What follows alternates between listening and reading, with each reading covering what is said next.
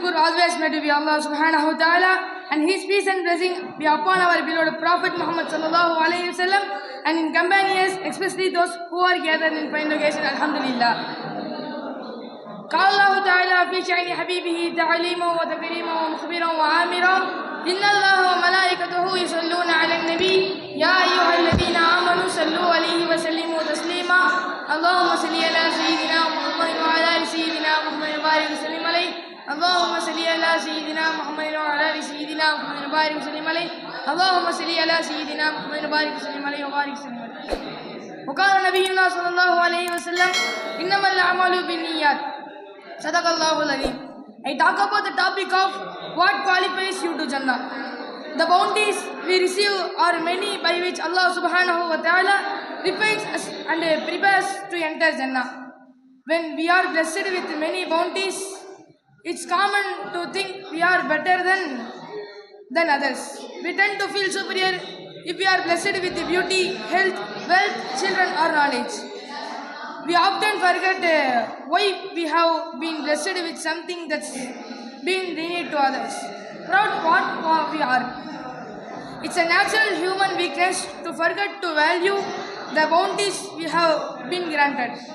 We have to think the good things have come to us of our own goodness, and we forget then the more we are blessed, the more we are tested.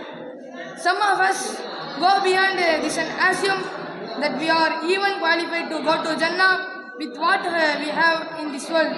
Some of us assume that being born to Muslim parents gives us a free ticket to Jannah. Still others among us think that having a proud lineage connected to great personalities in history automatically reserves our seat in Jannah.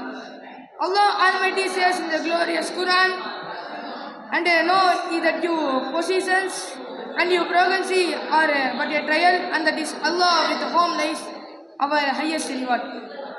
Not their fault. A person who is physically challenged is not in condition because of sins he or his parents have committed. Rather, this is a test for him and his parents, who overbears their pains patiently and accepts what life brings, believing will be rewarded on the day of Ashivit, the Almighty Allah subhanahu wa ta'ala. He who created death and life, that he may try which of you is best indeed. And he is the exalted in might of forgiving.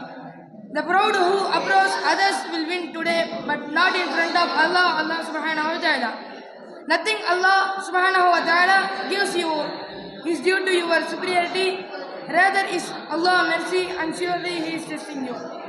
There's always a cost. Remember that the most tested on this earth were the ones who were sent His glad readings from Allah subhanahu wa ta'ala. Every prophet, may Allah subhanahu wa ta'ala's blessings be on them, was tested with difficult tasks on earth. Accepts life as if borrowed and you have to return it. The worldly deeds we earn will never serve as qualification to enter Jannah.